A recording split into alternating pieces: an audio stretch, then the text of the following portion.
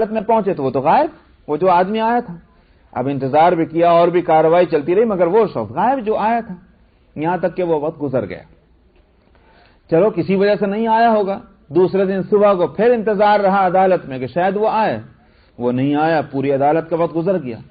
حضرت تشریف لے گئے اپنے گھر، اور وہ جو سونے کا وقت تھا اس میں آرام کے لیے تشریف لے گئے، وہ آرام کرنے لیٹے ہی تھے، پھر اس نے دروازہ کھٹکھٹا دیا اور وہ پھر آ لیا، بھئی کون ہے کہ میں فریاد لے کر آیا ہوں، میں مظلوم ہوں۔ دروازہ کھولا، دیکھا تو وہی شخص۔ انہوں نے فرمایا کہ بھئی کیا بات ہے؟ انہوں نے کہا کہ میں سناتا ہوں آپ کو اپنی داستان، کیا ہوا۔ اچھا آ جاؤ۔ اور پھر اس نے لمبی چوڑی داستان سنائی۔ اس نے کہا کہ آپ نے فرمایا کہ میں تو انتظار کیا تھا تیرا، کل شام بھی، کل آج صبح سے میں انتظار کرتا رہا، تو نہیں آیا۔ انہوں نے کہا حضور وہ لوگ جیسے ہی معلوم ہوا کہ میں آپ کے پاس آ چکا ہوں، وہ تیار ہو گئے دینے کے واسطے، مگر آج پھر مکر گئے اور وہ نہیں دینے کو تیار ہیں، اور لمبی چوڑی پھر داستان سنائی، یہاں تک کہ وہ سونے کا وقت گزر گیا۔ انہوں نے کہا کہ اچھی بات ہے، تم آنا عدالت میں، وہاں دلائیں گے۔ لیکن پھر غائب دوسرے دن تک۔ تیسرے دن اب نیند نے بہت ستایا، آخر 2 دن گزر گئے تھے، تو گھر والوں سے کہہ کر لیٹے کہ اب کوئی اگر مجھے پریشان نہ کرے اور ذرا احتیاط سے رکھی جائے اس بات کی، اور میں سونا چاہتا ہوں، مجھے 2 دن کی نیند ہے۔ چنانچہ گھر والوں نے بھی احتیاط کی۔ اب ہر ایک دیکھا کہ وہ تو پہرا لگا ہوا ہے، تو یہ آ لیا۔ اس نے کہا کہ اب کوئی رستہ ہی نہیں رہا میرا دروازہ کھٹکھٹانے کو، مگر وہ کسی نہ کسی روشن دان سے کہیں سے کود پھاند وہ آ لیا، تو شیطان باہر وہ آیا اور اس نے پھر وہاں اپنے ان کو اٹھا دیا۔ تو جب آنکھ ابھی سوئے ہی نہیں تھے کہ انہوں نے دیکھا وہ یہ کون؟ وہ تو آیا کدھر سے؟ سارے راستے تو بند ہیں، تو کیسے آیا؟ پوچھا تو شیطان ہے کیا؟ تو اس نے کہا کہ حضور میں واقعی شیطان ہوں، اور تو کیوں میرے پاس آتا ہے؟ اس نے کہا کہ میں اس کوشش میں تھا کسی طرح سے آپ کو غصہ آ جائے، آپ کی نیند خراب ہو، آپ کی طبیعت میں تیزی آئے، اور اس سے یہ ہے کہ غصہ آ جائے، تو میں ناکام ہو گیا، آپ کامیاب ہیں۔ تو وہاں سے وہ شیطان رخصت ہوا۔ ان کو ذوالکفل اس لیے کہا جاتا ہے، کفل کے معنی آتے ہیں بوجھ کے، ذوالکفل کے معنی ہے بوجھ والا۔ حضرت علیہ السلام کی خلافت کا بوجھ انہوں نے اٹھایا، اس لیے ان کو ذوالکفل کہا گیا۔ یہ ایک روایت میں چونکہ یہ واقعہ آتا ہے، اس لیے بعض مفسرین کہتے ہیں کہ یہ وہی ذوالکفل ہیں حضرت علیہ کے خلفاء میں، جن کا تذکرہ ایک حدیث میں آتا ہے، اگرچہ حدیث میں ان کو نبی نہیں کہا گیا، ایک قصہ کسی اچھے آدمی کا بتایا گیا۔ ہندوستان کے ایک عالم، حیدرآباد کے لوگوں نے ہو سکتا ہے کہ ان کا نام سنا ہو، اس لیے کہ وہ حیدرآباد بھی رہے ہیں حضور نظام کے زمانے میں، مولانا مناصر حسن گیلانی رحمۃ اللہ علیہ۔ وہ دیوبند کے فضلاء میں تھے، علماء میں تھے، وہاں سے فارغ ہوئے اور علامہ انور شاہ کشمیری کے شاگردوں میں، تو یقیناً بڑے یوں کہ یہ ماہر علماء میں تھے، کوئی شبہ نہیں۔ ان کی بہت سی باتیں ان کی بڑی عجیب، ان کی تحقیقات، ان میں سے ایک عجیب تحقیق یہ بھی ہے کہ ایک قیاس کے درجے میں ہے یعنی یہ کہ یہ ایک ایسی تحقیق نہیں کہ جس کو تاریخی اعتبار سے، یہ تفسیر کی بنیاد پر یا حدیث کی بنیاد پر، ایک قیاس ہے۔ وہ کہتے ہیں کہ ذوالکفل جو تھے یہ مہاتما بدھ جو تھے، یہ ان کا نام ہے، اور وہ یہ کہتے ہیں کہ اصل میں یہ کپل ویو جو ایک جگہ تھی جہاں مہاتما بدھ کی پیدائش ہوئی، یہ دراصل اس طرف اشارہ ہے، کپل سے کفل بن گیا عربی کے اندر، اور ویو کے معنی زو کے ہیں، والا کے، کپل والا، تو ذوالکفل کے معنی کفل والا، تو یہ انہوں نے قیاس کیا ہے۔ اس کے علاوہ ایک بات یہ بھی ہے ان کے قیاس کے لیے کہ مہاتما بدھ ان تمام اوتاروں میں کہ جن کو ہندوستان یا یوں کہیے کہ مشرق وسطیٰ کی قوموں نے جن کو اپنا اوتار مانا ہے، ان میں ان کی تعلیمات جس حد تک محفوظ ہیں، اس سے یہ بات کھلتی ہے کہ ان کی تعلیم جو تھی وہ توحید پر مبنی تھی، خالص توحید پر۔ بلکہ مولانا مناظر حسن گیلانی نے تو جو کتاب انہوں نے لکھی خاتم النبیین، اس میں آپ دیکھیں سیرت پر بہت مختصر، بڑی جامع، بڑی خوبصورت کتاب ہے، بہت، میں تو اسے بار بار پڑھتا ہوں، بڑا مزہ آتا ہے، اس لیے کہ واقعی وہ عشق رسول میں ڈوبی ہوئی وہ کتاب ہے، اس میں کوئی شبہ نہیں۔ اس میں یہ لکھا ہے کہ اللہ سبحانہ و تعالی نے نبی کریم صلی اللہ علیہ وسلم کی دنیا میں تشریف آوری سے پہلے حضرت عیسیٰ علیہ السلام کو مبشر بنا کر بھیجا تھا۔ سمجھ رہے ہیں آپ؟ مبشر کا مطلب بشارت دینے والا۔ کس بات کی بشارت؟ حضور کی آمد کی۔ قرآن حکیم میں اس کا تذکرہ موجود بھی ہے۔ وَإِذْ قَالَ عِيسَى ابْنُ مَرْيَمَ या बनी इसराइल इन्नी रसूलुल्लाह इलैकुम मुसद्दिक़न लिमा बैना यदैया मिन अत-तौरा व मुबश्शिरन बिरसूलिन यअती मिन बादि इस्मुहु अहमद, कि मैं मुझसे पहले जो किताब आ चुकी तौरात, मैं उसका तस्दीक करने वाला हूं और अपने बाद एक नबी के आने की बशारत देने वाला हूं जिनका नाम अहमद होगा। तो मगरिबी ममालिक के वास्ते तो उनके बकौल हजरत ईसा अलैहिस्सलातु वस्सलाम मुबश्शिर हैं नबी करीम सल्लल्लाहु अलैहि वसल्लम की आमद के। यूं तो हर एक खबरें देता रहा कि एक नबी आएगा, एक नबी आएगा, मगर कब आएगा ये किसी नबी ने नहीं बताया। ईसा अलैहिस्सलातु वस्सलाम ये आखिरी नबी हैं, तमाम अंबिया अलैहिस्सलातु वस्सलाम के बाद आए, जिन्होंने आकर ये कहा कि मेरे बाद आने वाले हैं।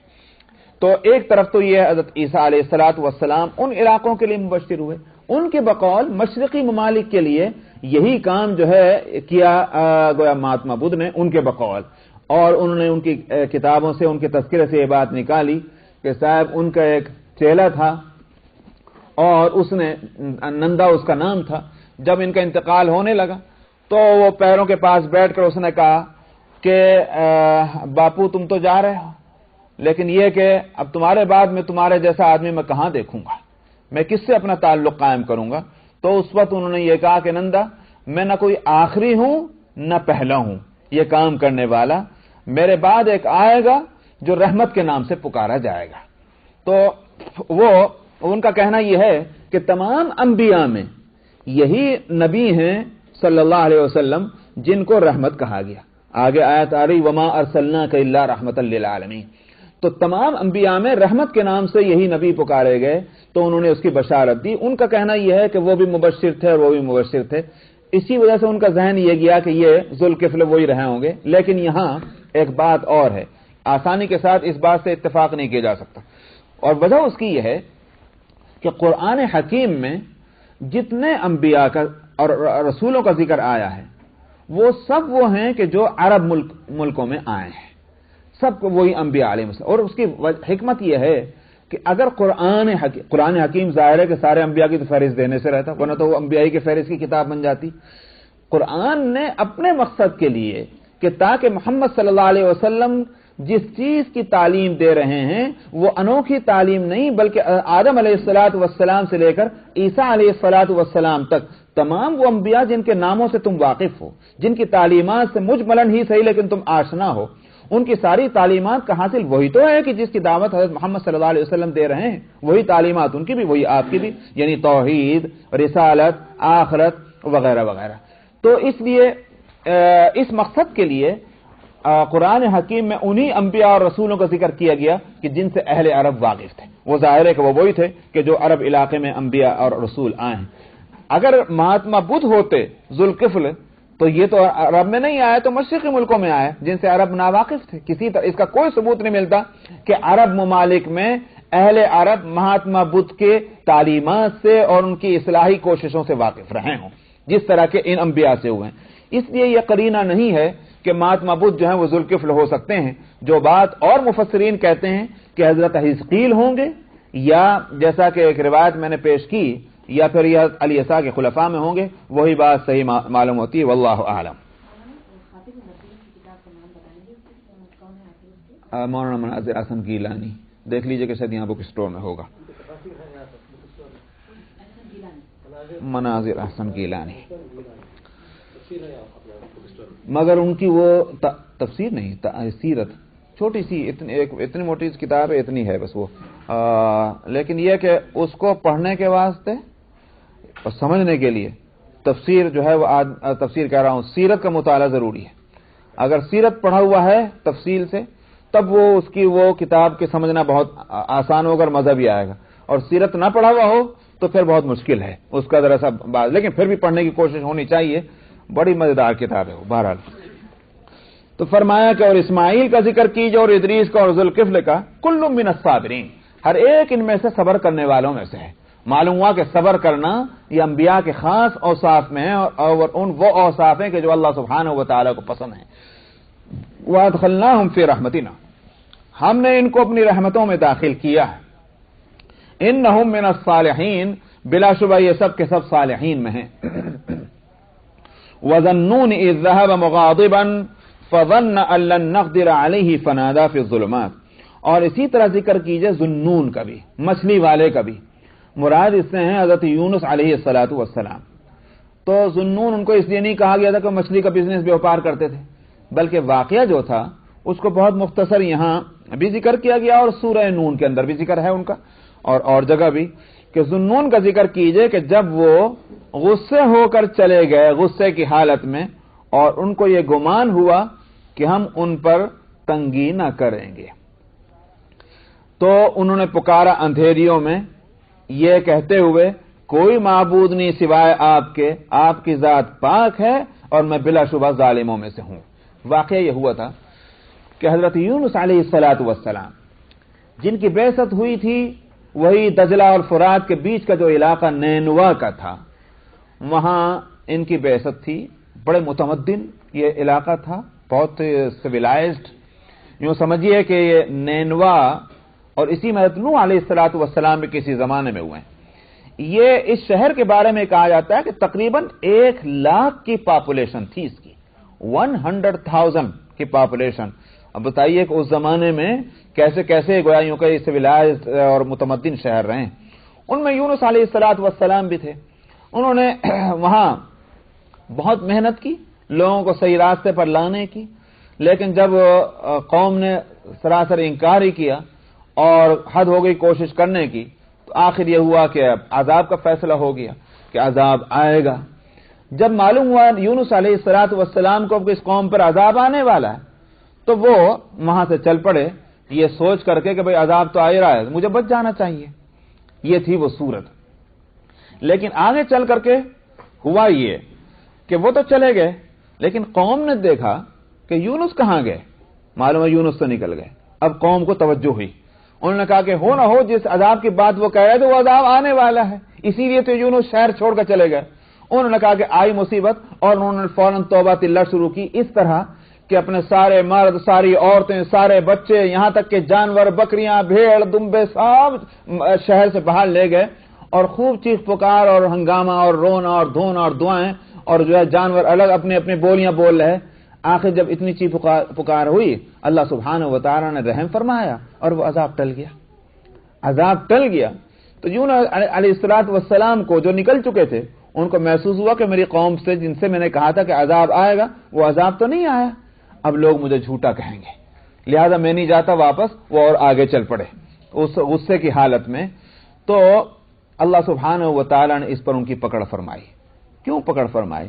اس لیے پکڑ فرمائی کہ نبی کا کوئی کام جو ہے، کوئی اقدام اللہ کی اجازت کے بغیر نہیں ہو سکتا۔ وہ جگہ نہیں چھوڑنی تھی جب تک کہ اللہ سبحانہ و تعالی کی طرف سے صراحتاً اس کی اجازت اور ہدایت نہ آتی۔ دیکھتے ہیں نبی کریم صلی اللہ علیہ وسلم کو کہ آپ جو ہیں تمام صحابہ جن کو جانا تھا وہ سب چلے گئے، پہلی ہجرت کے موقع پر بھی جو حبشہ کے لیے ہوئی تھی، دوسری ہجرت کے موقع پر بھی جو حبشہ ہی کے لیے ہوئی تھی، تیسری ہجرت جو صحابہ نے مدینہ منورہ کے لیے کر لی، سبھی تو چلے گئے، سوائے ان کے جو نہیں جا سکتے تھے وہ رہ گئے، یا نبی کریم صلی اللہ علیہ وسلم رہ گئے، اور ان کے ساتھ جو ہیں وہ ابو بکر صدیق رضی اللہ عنہ بھی۔ حالانکہ آسان سے یہ بات معلوم ہے کہ یہ ہجرت ہوگی، اور نبی کریم صلی اللہ علیہ وسلم کو احساس ہو تو یقیناً ہوگا، لیکن ابو بکر صدیق جو مزاج شناس رسول ہیں بجا طور پر، ان کو بھی ان کا احساس ہے کہ کسی نہ کسی وقت ہجرت ہوگی ضرور، مگر قدم اٹھانے کو کوئی تیار نہیں۔ نبی کریم صلی اللہ علیہ وسلم مکہ نہیں چھوڑ رہے ہیں، حالات کی بے انتہا ناسازگاری کے باوجود، جبکہ تمام صحابہ چلے گئے جو جانے والے ہیں، مگر آپ نہیں جا رہے۔ کس چیز کا انتظار ہے؟ اللہ سبحانہ و تعالیٰ کی طرف سے ہدایت کا۔ جس شام کو ہدایت ملی، آج رات کو تم کو نکل جانا ہے یہاں سے، بس اب جو ہے پھل پک چکا ہے، اب سر سے اوپر پانی ان کے گزر چکا ہے، اب آپ کو جانا ہے، اسی رات میں آپ چلیں، اس سے پہلے آپ نہیں گئے۔ تو یونس علیہ الصلوۃ والسلام سے جو اجتہادی خطا ہوئی ہے، نافرمانی نہیں، نافرمانی نبی سے نہیں ہو سکتی، اجتہادی خطا ہوئی ہے یہاں اس سمجھنے میں کہ ان کو انتظار کرنا چاہیے تھا اللہ کی طرف سے ہدایت کا۔ انہوں نے کیا سمجھا کہ عذاب آ رہا ہے، مجھے نکل جانا چاہیے۔ انبیاء علیہ الصلوۃ والسلام جیسے لوط علیہ الصلوۃ والسلام نکل گئے تھے، لوط علیہ الصلوۃ والسلام کے قوم پر جب عذاب آیا تو وہ نکل گئے وہاں سے، مگر ان کا نکلنا اللہ کی ہدایت پر تھا کہ یہاں سے نکل جاؤ تم، تو فاسر بعبادی لیلا انکم متبعون، تم راتوں رات نکل جاؤ یہاں سے۔ اللہ کی طرف سے ہدایت آئی جب لوط علیہ السلام نکلے تو یونس علیہ السلام ان سے پہلے جو بھی تھے ان کے بعد تھے، انہوں نے انتظار نہ کیا، نکل گئے۔ تو اللہ سبحانہ و تعالی نے اس پر ان کی پکڑ کی اور فرمایا فظن ان لن نقدر علیہ۔ یہاں بعض لوگوں نے اس کا ترجمہ کرنے میں میرا خیال یہ کہ ذرا کچھ زیادہ احتیاط نہیں برتی، اگرچہ لغوی اعتبار سے صحیح ہے۔ قدر یقدر کے معنی قادر ہونے کے، اور اس کا ترجمہ ہوگا اس کو یہ گمان ہوا کہ ہم اس پر قابو نہ پا سکیں گے، سمجھ میں آیا؟ ایک ترجمہ یہ ہے، لیکن جہاں یہ ترجمہ قدر یقدر کا ہو سکتا ہے، وہاں قدر یقدر کے معنی آتے ہیں تنگی کرنے کے بھی، سمجھ میں آیا؟ جیسے قرآن حکیم میں دوسرے کا موجود ہے ان ربک یبسط الرزق لمن یشاء ویقدر، آپ کا رب جس کے لیے چاہتا ہے رزق کو پھیلا دیتا ہے اور جس کے لیے چاہتا ہے تنگ کر دیتا ہے۔ تو قدر یقدر کے معنی تنگی کرنے کے بھی آتے ہیں۔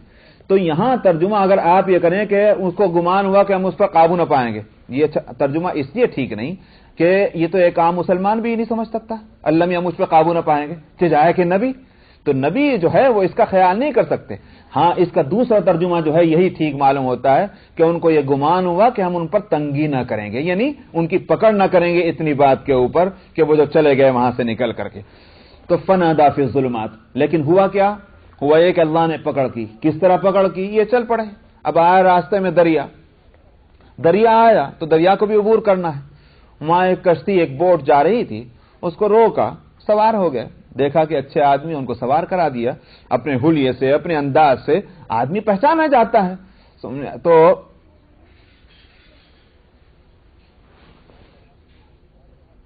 مرد حق آگاہ کی مرد حق پیشانی کا نور کب چھپ سکتا ہے پیش ذی شعور۔ تو ایک حق پسند انسان جو ہے اس کا چہرہ مہرہ تو بول پڑتا ہے کہ بھئی یہ کس شخصیت کا حامل ہے۔ تو یونس علیہ السلام کو دیکھ کر انہوں نے سمجھ لیا کہ وہ اچھے بزرگ آدمی ہیں، کشتی میں بٹھا لیا، چلے آگے۔ تو اب وہ کشتی بھنور میں آ گئی اور طوفان آ گیا، موجیں جو ہیں وہ کشتی کو دھکیلنے لگیں۔ اب یہ فیصلہ ہوا کہ بھئی معلوم ہوتا ہے کوئی ہم میں کوئی ایسا آدمی ہے کہ جس کی وجہ سے یہ سب کچھ ہو رہا ہے، لہذا وہ اگر ہے تو آگے بڑھے اور اپنا پیش کرے، اس کو اتار دیں لے جا کر کے۔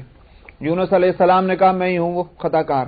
لوگوں نے کہا نعوذ باللہ، آپ کیسے خطا کار ہو سکتے ہیں؟ ہوگا کوئی بدبخت کوئی ایسا، آپ تو بڑے اچھے آدمی نظر آتے ہیں۔ انہوں نے کہا کہ نہیں میں ہی ہوں، مگر وہ تو ماننے کو تیار نہیں، چہرہ بتلا رہا ہے کہ ایسا آدمی خطا کار کیسے ہو سکتا ہے۔ یونس علیہ السلام نے کہا کہ تمہیں سمجھ میں نہ آیا، قرعہ ڈال لو، تو قرعہ ڈال کے پتہ چل جائے گا کہ میں ہوں واقعی قصوروار۔ قرعہ ڈالا تو یونس علیہ السلام کا نام نکل آیا ان لوگوں میں جن کو کشتی سے نکالا جائے۔ اب آخر مجبور کہا کہ اب کیا کریں بھئی، ہم اتنا تو کریں کہ لے جا کر خشکی پر اتار دیں، مگر وہ تو کشتی چلنے کو تیار نہیں۔ آخر یہ ہوا کہ کہا یونس علیہ السلام نے مجھے یہیں ڈال دو سمندر کے اندر تاکہ سب لوگ بچ جائیں۔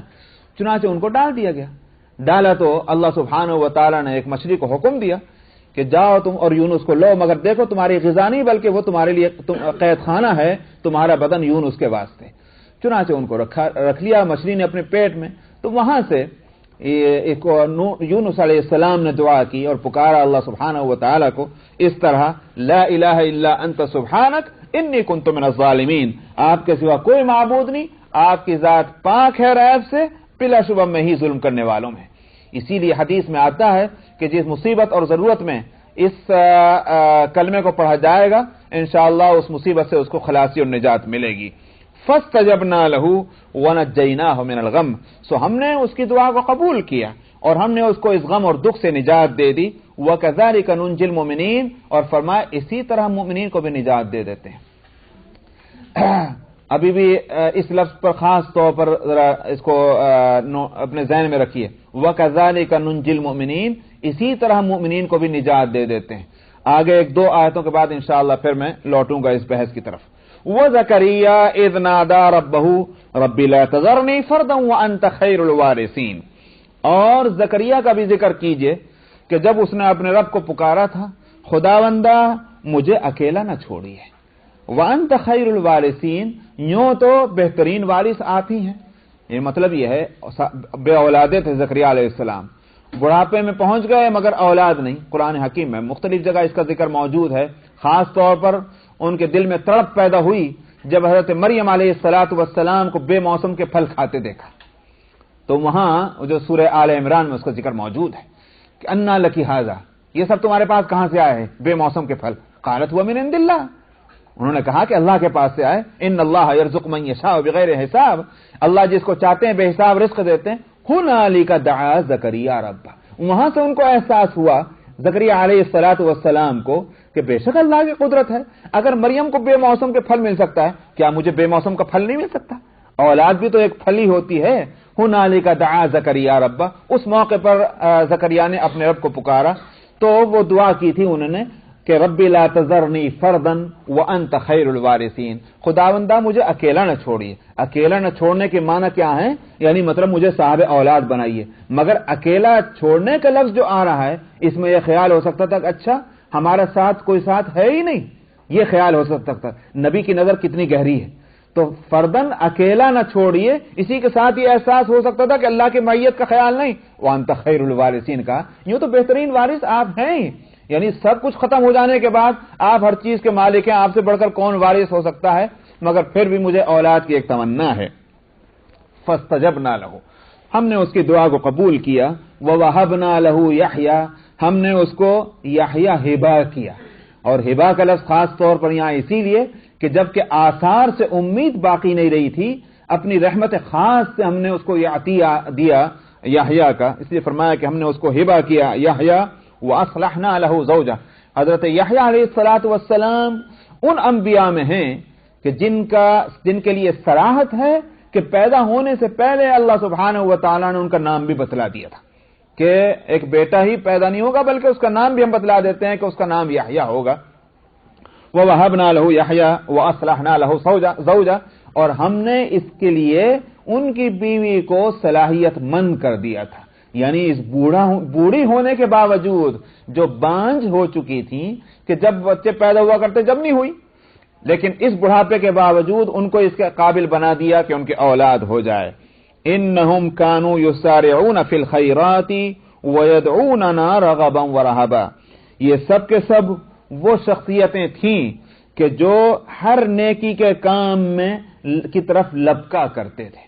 یہی وہ خاص بات ہے کہ جس کو قرآن حکیم میں ذالک الفضل الکبیر دوسری جگہ کہا گیا. اس امت کے لیے بھی، اس امت کا وہ طبقہ کہ جن کے اندر یہ وصف پیدا ہو جائے کہ وہ نیکیوں کی طرف لپکتے ہوں، دوڑتے ہوں. وہاں ان کے ہاں یہ مسئلہ نہ ہو کہ جائز ہے کہ یہ مکروہ ہے، مکروہ تنزیہ ہے کہ مکروہ تحریمی ہے، اگر نہیں کریں گے تو کون سا گناہ ہو جائے گا. ان کے ہاں یہ بحث نہیں، بلکہ یہ کہ یہ کام نیکی کا ہے چلو کر ڈالو. تو جن کا یہ مزاج بن جائے ان کے لیے قرآن حکیم میں فرمایا ذالک هو الفضل الکبیر، یہ بہت بڑا فضل ہے جس کو عطا ہو جائے، یہ مزاج جس کا بن جائے. انبیاء علیہ السلام تو مرکز ہدایت ہوتے ہیں، ان کا مزاج تو بنا ہوا ہوتا ہے. یہ فرمایا کہ انہم کانوا یسارعون فی الخیرات، یہ وہ ہیں شخصیتیں تھیں کہ جو نیکی کو کاموں میں لپکا کرتی تھی. ویدعوننا رغبا ورہبا، اور ہر حالت میں، چاہے شوق کی حالت ہو یا خوف کی حالت ہو، ہر حالت میں وہ ہمیں کو پکارا کرتے تھے. یہ نہیں ہے کہ میٹھی بیٹی ہف ہف کڑوی کڑوی تھو تھو، سمجھ میں آیا؟ یہ یوں کہا کرتے ہیں کہ صاحب جو ہے اچھی حالت کے ساتھی تو سبھی بن جاتے ہیں، لیکن جب تنگی آئی تو ساتھ چھوڑ کے بھاگ گئے. اللہ سبحانہ و تعالیٰ کو ہر حالت میں یاد کرنے والے، چاہے مصیبت ہو چاہے راحت ہو، من پسند زندگی گزر رہی ہو یا پریشانیوں کی اور تکلیف کی زندگی گزر رہی ہو، ہر حالت میں اللہ ہی کو پکارنے والے تھے. تو وَكَانُوا لَنَا خَاشِعِينَ، اور اسی کے لیے ان میں جھکاؤ ہوا کرتا تھا، یعنی خشوع اور خضوع اللہ کے واسطے. وَالَّتِي أَحْصَنَتْ فَرْجَهَا، اور ان کا بھی ذکر کیجئے جن کی شرمگاہ کو ہم نے محفوظ کر دیا تھا. کس بات سے محفوظ کر دیا تھا؟ برائیوں سے. فَنَفَخْنَا فِيهَا مِن رُوحِنَا، سو ہم نے ان میں اپنی روح کو پھونکا. وَجَعَلْنَاهَا وَابْنَهَا آیَةً لِلْعَالَمِينَ، اور ہم نے ان کو بھی، یعنی مریم کو بھی، مراد اس سے حضرت مریم علیہ السلام ہے، ان کو اور ان کے بیٹے کو نشانی بنا دیا سارے جہانوں کے واسطے. فَنَفَخْنَا فِيهَا مِن رُوحِنَا، ہم نے ان میں اپنی روح پھونکا. اس طرح کے الفاظ جو قرآن حکیم میں آئے ہیں، کلمہ کا لفظ، اسی طرح سے نفخ روح کا لفظ، اس طرح کی آیتوں کو یہ کمبخت یہ جو وہ ہیں کہ جو قرآن کو اپنے مقاصد کے لیے استعمال کرتے ہیں، انہوں نے کہا کہ دیکھو حضرت عیسیٰ خدا کے بیٹے تھے، اسی واسطے تو اللہ نے فرمایا ان کو اپنا کلمہ فرمایا، اس میں اپنی روح پھونکنے کا ذکر کیا کہ ہم نے اپنے نفخ روح اس میں کیا. اس لیے یہ اللہ کے خاص یوں کہیے کہ اور انبیاء کی طرح نہیں ہے، بلکہ یہ خدا کے خاص ان کے بیٹے ہیں، یہ خدائی میں شریک ہیں. لیکن وہی میں نے کہا کہ اپنے مطلب کی بات لینے والے، حالانکہ قرآن حکیم میں یہ بات آدم علیہ الصلوۃ والسلام کے لیے بھی ہے. آدم علیہ السلام کے لیے ہے کہ نفخت فیہ من روحی فقعوا له ساجدین، وَإِذْ قَالَ رَبُّكَ لِلْمَلَائِكَةِ إِنِّي خَالِقٌ بَشَرًا مِّن طِينٍ فَإِذَا سَوَّيْتُهُ وَنَفَخْتُ فِيهِ مِن رُّوحِي فَقَعُوا لَهُ سَاجِدِينَ. اور اس وقت کا ذکر کیجئے جب اللہ نے فرشتوں سے کہا کہ میں ایک انسان بنانے والا ہوں مٹی سے، جب میں اس کو برابر کر دوں یعنی تیار کر دوں اس کو اور اس میں اپنی روح پھونک دوں، وَنَفَخْتُ فِيهِ مِن رُّوحِي، تو تم سب کے سب اس کے لیے سجدہ کرنا. تو ظاہر ہے کہ یہاں نفخ روح کے اگر وہ معنی ہیں کہ جو معنی وہ عیسیٰ علیہ السلام کے لیے لینا چاہتے ہیں، تو پھر کہو کہ آدم بھی ابن اللہ تھے، لیکن اس کو کوئی نہیں کہتا کہ آدم ابن اللہ تھے. تو جن الفاظ سے مدد لے کر کے حضرت عیسیٰ علیہ السلام کو ابن اللہ کہنا چاہتے ہیں، وہ الفاظ تو آدم علیہ السلام کے لیے بھی ہیں. تو اصل بات یہ ہے کہ چونکہ عام جو طریقہ ہے کسی کے پیدا ہونے کا، کسی انسان کے پیدا ہونے کا، اس طریقے سے مختلف عیسیٰ علیہ السلام کی پیدائش ہوئی تھی، اس لیے اس کو اللہ سبحانہ و تعالی نے ان کو کلمہ فرمایا، ان کے لیے اپنی روح کو پھونکنا. یعنی یہ مطلب یہ کہ ہماری قدرت خاص سے پیدا ہوئے ہیں. دنیا میں دو چیزیں ہیں، ایک ہے عادت اللہ اور ایک ہے قدرت اللہ. اللہ کی عادت اور ایک ہے اللہ کی قدرت. ساری دنیا میں جو نظام چل رہا ہے یہ اللہ نے ایک عادت بنا لی، اس کے مطابق چل رہا ہے وہ بھی اللہ ہی کا کام، مگر ایک عادت کے مطابق ہوتا ہے تو لوگوں کی نظر اسباب کی طرف جاتی ہے، اللہ کی طرف نہیں جاتی. لیکن قدرت اللہ سے عادات کے برخلاف جب اللہ کی قدرت سے کوئی کام ہو تو اس کو اللہ تعالیٰ فرماتے ہیں کہ دیکھو یہ ہمارے خاص قدرت سے یہ چیز ہوئی ہے. تو اس کے لیے یہاں کہیں کہا جاتا ہے کلمۃ اللہ اور کہیں نہیں ہے کہ روح اللہ کے الفاظ آئے ہیں. تو اس سے مراد یہ کہ ہماری قدرت خاص سے یہ ہوا. اسی لیے فرمایا کہ ہم نے مریم کو اور ان کے بیٹے کو سارے جہانوں کے لیے نشانی بنا دیا. کس بات کی نشانی؟ یعنی اللہ کی خاص قدرت کی نشانی کہ اللہ مسبب الاسباب ہیں، اسباب کے پابند نہیں ہیں. بس یہاں تک رکھیے، اس لیے کہ جو باتیں اب تک میں نے کہا تھا کہ انشاءاللہ آگے بتلاؤں گا، وقت نہیں اور یاد رہا تو خدا نے چاہا آئندہ ہفتے.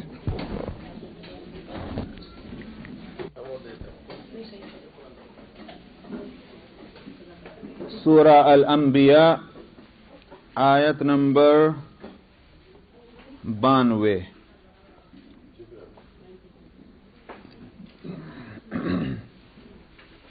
اعوذ باللہ من الشیطان الرجیم، بسم اللہ الرحمن الرحیم. ان هذه امتكم امة واحدة وانا ربكم فاعبدون.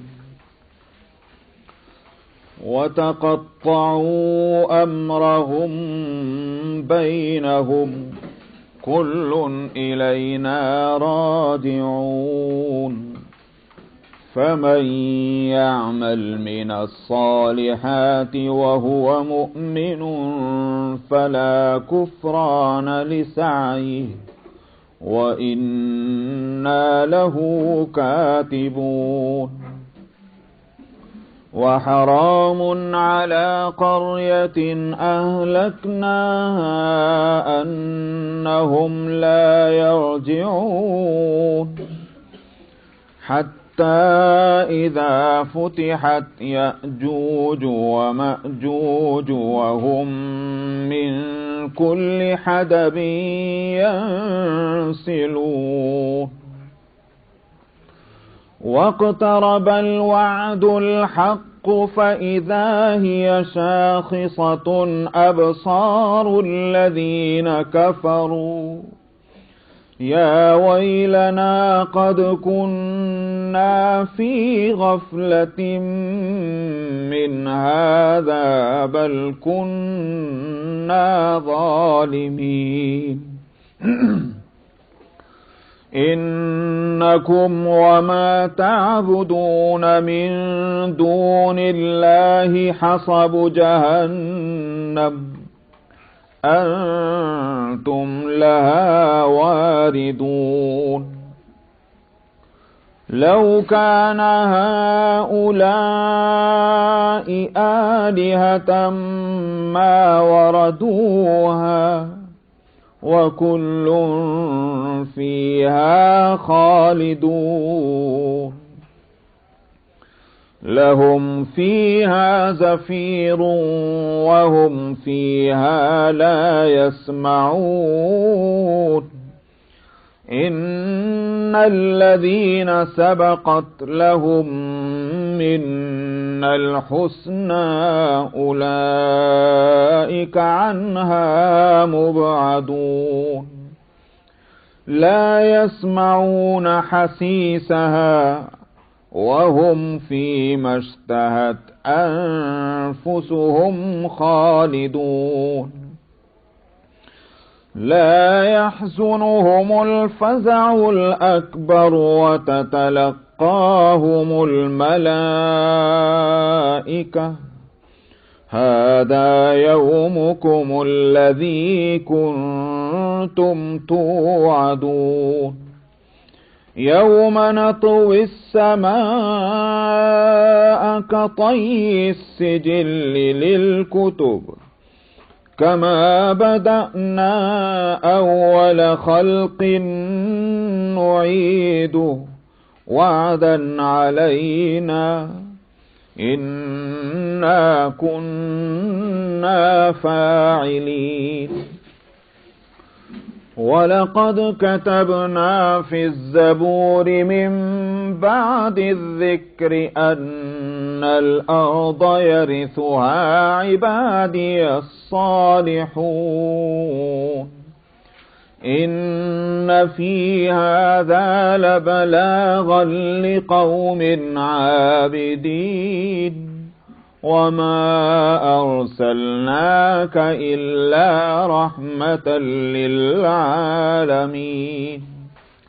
कुल इन्नमा यूहा इलय्य अन्नमा इलाहुकुम इलाहुन वाहिद फहल अंतुम मुस्लिमून। फ़इन तवल्लौ फ़क़ुल आज़न्तुकुम अला सवाअ वइन अदरी अक़रीबुन अम बईदुम मा तुअदून। इन्नहु यअलमुल जहर मिनल क़ौलि व यअलमु मा तक्तुमून। व इन अदरी लअल्लहु फितनतुल लकुम व मताउन इला हीन। क़ाल रब्बि इह्कुम बिल हक़्क़ व रब्बुनर रहमानुल मुस्तआनु अला मा तसिफून। सदक़ल्लाहुल अज़ीम।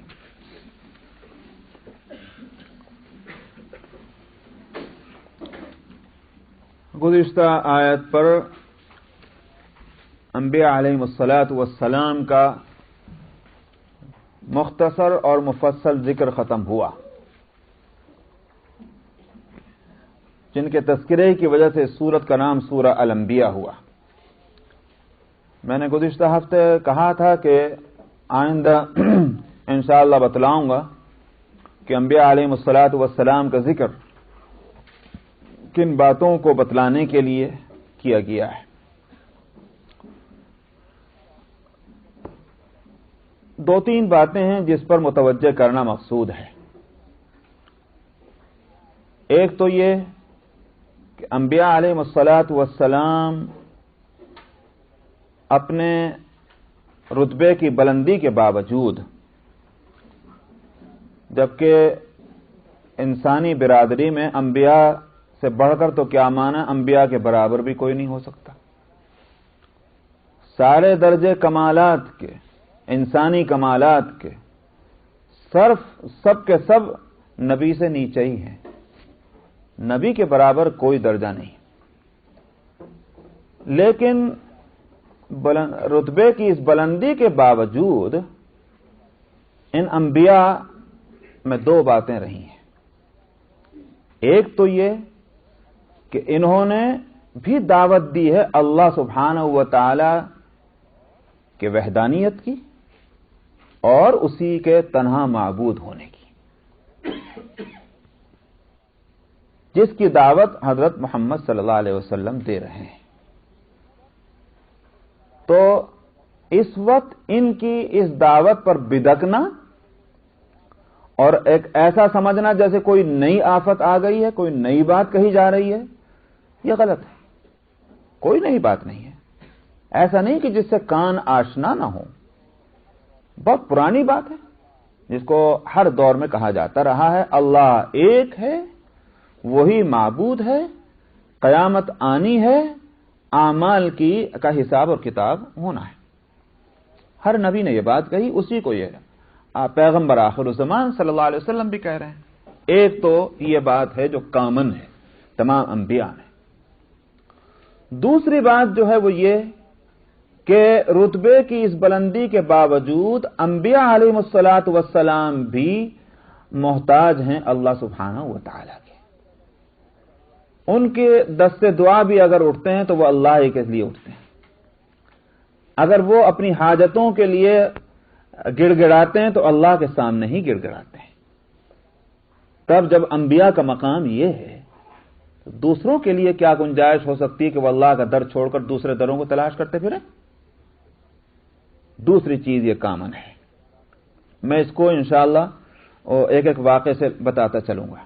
تیسری چیز یہ ہے کہ انبیاء علیہ الصلاۃ والسلام پر مختلف دور آئے ہیں، پریشانیوں کے دور، مصیبتوں کے دور، آزمائشوں کے دور، لیکن انبیاء علیہ الصلاۃ والسلام نے باوجود رتبے کی اس بلندی کے بھی یہ پریشانی کبھی ظاہر نہیں کی کہ ہم پر مصیبتیں کیوں آ رہی ہیں، ہم جب اللہ کے بھیجے ہوئے ہیں تو ہمارے پاس مصیبت آنے کا کیا مطلب؟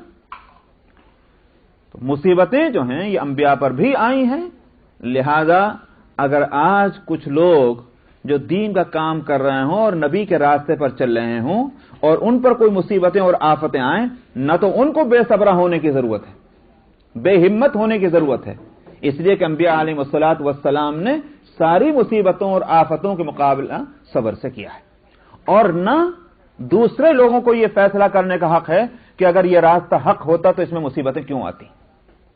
سمجھ میں آیا؟ اس لیے کہ انبیاء کا راستہ حق کا راستہ ہے اور اس میں مصیبتیں ہیں، تو حق اور باطل کے امتیاز کے لیے راستہ یہ نہیں ہے، ترازو یہ نہیں ہو سکتی تولنے کے لیے حق اور باطل کو کہ کدھر مصیبت ہے اور کدھر جو ہے دنیاوی آرام ہے۔ دیکھنا یہ ہے کہ بھئی کدھر معقول بات ہے اور کدھر نامعقول بات ہے۔ یہ تیسری بات ہے جو سمجھائی گئی ہے۔ اور اس سلسلے میں چوتھی بات یہ ہے کہ انبیاء علیہ الصلاۃ والسلام پر مصیبتیں اور آفتیں تو آئی ہیں ہر طرح سے، انجام کار اللہ سبحانہ و تعالی کی تائید غیبی انہی کو شامل حال رہی، فتح انہی کی ہوئی ہے آخر کار۔ اس لیے آج جو لوگ محمد صلی اللہ علیہ وسلم کے مقابلے پر ہیں، اپنے پورے زور اور قوت کے ساتھ، اپنے ساز اور سامان کے ساتھ، وہ یہ نہ خیال کریں کہ وہ کامیاب ہو جائیں گے۔ آج اگر نبی صلی اللہ علیہ وسلم اور آپ کے متبعین اور ایمان لانے والے کچھ ان کا پلڑا جھکا ہوا ہے تو مت سمجھو کہ یہ پلڑا کبھی اوپر نہیں ہوگا، اللہ کی مدد ہوگی ان کی اور آخر کار انہی کی جیت ہونی ہے اور نقصان تمہارا ہوگا، ان کا نہ ہوگا۔ یہ چار باتیں ہیں کہ جو انبیاء علیہ الصلاۃ والسلام کے واقعات سے سمجھانی ہیں۔ اب آپ چلیں تو میں پیچھے لوٹاتا ہوں تاکہ آپ ان چیزوں کو دیکھتے چلیں۔ سب سے پہلا واقعہ اس میں آیا ہے آیت نمبر صفحہ نمبر 331 پر دیکھیں اور آیت نمبر 51 سے ابراہیم علیہ الصلاۃ والسلام کا ذکر آیا۔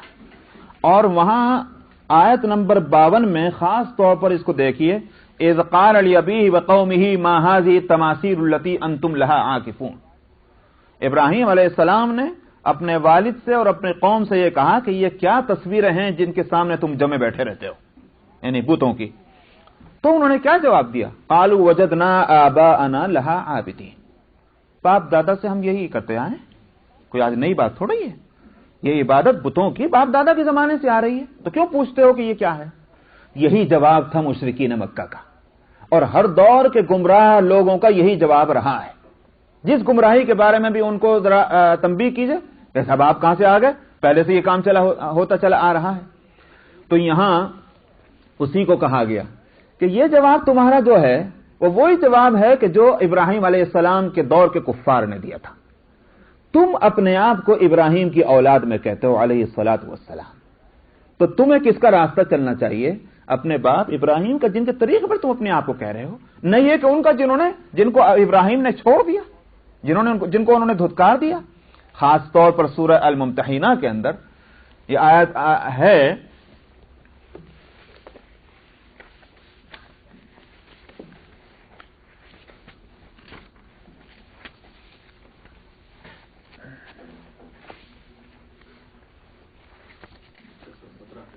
جی مل گئی سورہ ممتحنہ 600 تک تو نہیں پہنچنا چاہیے بھائی، 617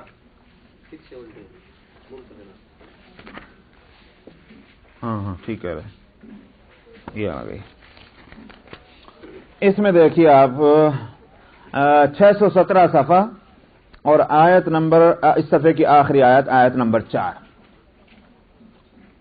قد كانت لكم اسوة حسنة في ابراہیم والذین معه اذ قالوا لقومهم، تمہارے واسطے اگزامپل ہے، نمونہ ہے، بہترین نمونہ ابراہیم علیہ الصلوۃ والسلام کے ذات میں اور جو ان کے ساتھ تھے ایمان لانے والے۔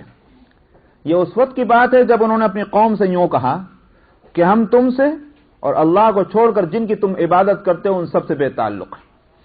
کفرنا بکم وبدا بیننا وبینکم العداوۃ والبغضاء ابدا، ہم تمہارے اس طریقے کا انکار کرتے ہیں، ہمارے اور تمہارے درمیان دشمنی اور بغض ہمیشہ کے لیے قائم ہو چکی ہے، کوئی رشتہ نہیں، حالانکہ خونی رشتہ باقی ہے، لیکن اس خونی رشتے کے باوجود بے تعلقی کہہ دی گئی ہے کہ ہمارے تمہارے درمیان کوئی تعلق نہیں، دشمنی ہے اور بغض ہے، مگر کب تک؟ حتی تؤمنوا باللہ وحدہ، یہاں تک کہ تم ایک اللہ پر ایمان لے آؤ۔ یہاں انہوں نے ایگزمپٹ کیا تھا، خیر اس بحث کو چھوڑ دیے، آگے وہ مسئلہ دوسرا کھڑا ہو جائے گا، ورنہ اس کو میں صاف کرتا۔ یہاں جس حد تک ہمیں ضرورت ہے اتنی بات لیتے ہیں۔ ابراہیم علیہ الصلوۃ والسلام نے اس قوم سے بے تعلقی ظاہر کی کہ جو اللہ کو ایک ماننے والے نہیں تھے، بتوں کی پوجا کرتے تھے۔ تو اب اہل مکہ کو بتلانا یہ ہے کہ تم ان کے طریقے پر چلنا چاہتے ہو کہ جن کو ابراہیم نے دھتکار دیا، تمہارا منہ کیا پھر یہ کہنے کا کہ ہم ابراہیم کے طریقے پر ہیں؟ ابراہیم کے طریقے پر آنا ہے تو ابراہیم نے دعوت جس چیز کی دی تھی اس کو مانو۔ تو آگے وہ پورا واقعہ تفصیل کے ساتھ ابراہیم علیہ الصلوۃ والسلام کا چلا، اور انہوں نے بت خانے میں پہنچ کر بت کو توڑا، اور پھر کس طرح سے ان کی گویا بے اختیاری اور بے قدرتی کو بتلایا۔ تو اسی بات کو سمجھانے کے لیے کہ ان بتوں کے سامنے ماتھا ٹیکتے ہو، یہ تو کچھ بھی نہیں کر سکتے، اپنے کو نہیں بچا سکتے، دوسرے کی کیا مدد کریں گے؟ ابراہیم نے اس کو بہت پہلے ثابت کر دیا ہے۔ تو یہ واقعہ ہوا۔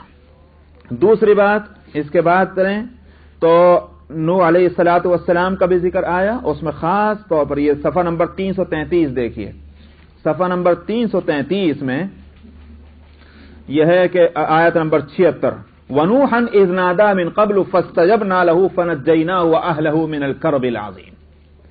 نوح علیہ الصلوۃ والسلام کا بھی ذکر کیجئے کہ جب اس نے پہلے ابراہیم سے پہلے پکارا تھا اپنے رب کو، ہم نے اس کی دعا کو قبول کیا اور ہم نے اس کو بھی اور اس کے گھر والوں کو بھی کرب عظیم سے نجات دے دی۔ بڑی مصیبت میں مبتلا تھے قوم کی طرف سے، اللہ نے ان کو نجات دے دی۔ اس کا واقعہ ہے کیا کہ کشتی میں بٹھایا اور پار کرا دیا، اللہ کی مدد آئی، آخر کار نبی کے شامل حال ہوتی۔